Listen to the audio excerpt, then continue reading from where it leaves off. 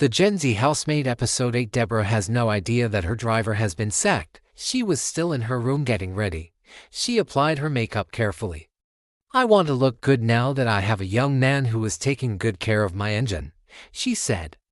As she dressed up, she looked bright in her blue skirt suit. She picked her handbag and walked out of the room. She went straight to the boys' quarters to call Kelvin so he could drive her. But when she knocked on the door, nobody answered. She tried again, still no sound. Finally, she pushed the door gently and entered. The room was empty. The bags were gone. She became worried. She stepped out quickly, wondering what happened. Where is Kelvin? Why is he not here? She asked herself as she walked to the main house. When she entered the main house, she saw Jane sweeping the corridor. "Jane, where is Kelvin? I can't find him in the boys' quarters," Deborah asked. Jane stopped sweeping and smiled wickedly inside her heart.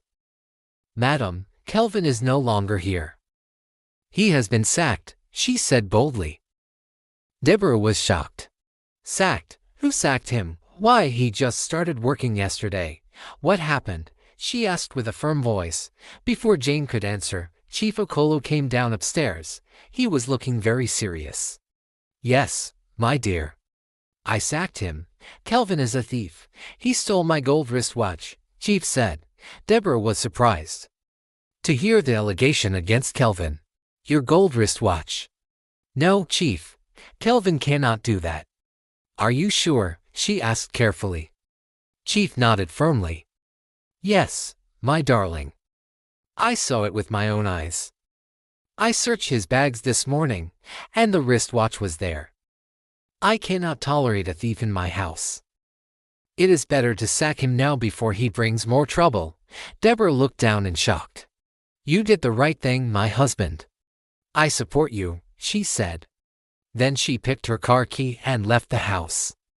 Deborah drove herself out of the compound quietly. She could not believe that Kelvin was truly a thief. Deep inside her, she felt something was not right. She decided not to argue with her husband in front of Jane, but she has her own plan. "That young man is not a thief," she said to herself. As she drove along the main road, she suddenly saw Kelvin walking slowly by the roadside. He was dragging his small traveling bag. He looks tired and confused. Deborah quickly stopped the car beside him. She wound down the glass and called softly, "Kelvin, come inside." Kelvin looked around before rushing into the car. He sat beside her, breathing heavily. "Madam, thank you for stopping. I don't know how to explain what happened. Chief accused me of stealing his wristwatch, but I swear to you, I am innocent. I have never even entered his room before. Someone must have set me up," Kelvin said with pain in his voice.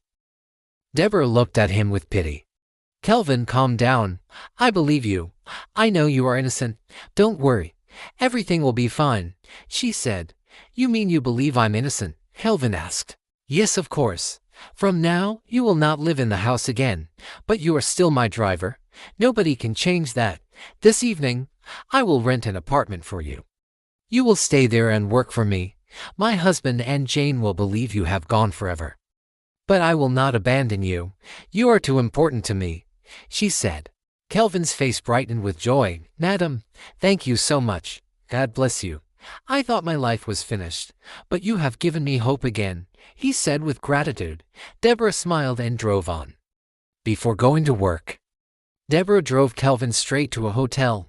She booked a comfortable room for him. She ordered food for him and gave him an 50 naira in cash. "Use this money for your food today. Don't worry about anything. I will handle the rest. Relax here until I return this evening," she said. Kelvin bowed his head in appreciation. "Thank you, madam. I am grateful," he said. Deborah smiled and left him there. On her way to the office, she started making phone calls. While at work, Deborah called a real estate agent she trusted. She explained that she needed a good 2-bedroom apartment in Ikoyi immediately. The agent wasted no time. By afternoon, he called her back and said, "Madam, I have found one.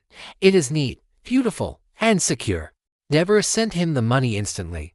She also called a decorator to quickly furnish the place. Within hours, the apartment was ready, the bed was arranged, and everything looked perfect.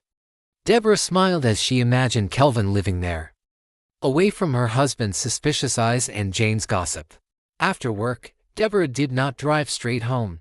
Instead, she went back to the hotel where she had lodged Kelvin. She entered his room and found him sitting quietly on the bed. "Kelvin, let us go.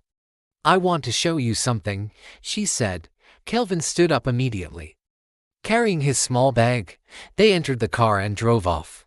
About 30 minutes later, Deborah parked in front of a new building. She stepped out, smiling. "Follow me," she said. Kelvin followed her into the apartment. He could not believe his eyes. The place was beautiful and well decorated. Deborah looked at him with a smile and spoke clearly. "Kelvin, this is your apartment. I paid for it today. From now on, you will live here. I will be visiting you secretly. My husband and Jane will continue thinking that you have been sacked, but only you and I will know the truth. This will be our secret apartment. You will continue driving me as my official driver, but when I need you, I will come here. This is where you will be servicing my engine," she said with boldness. Kelvin stared at her, speechless but overjoyed. Watch out for episode 9 at Aksaki.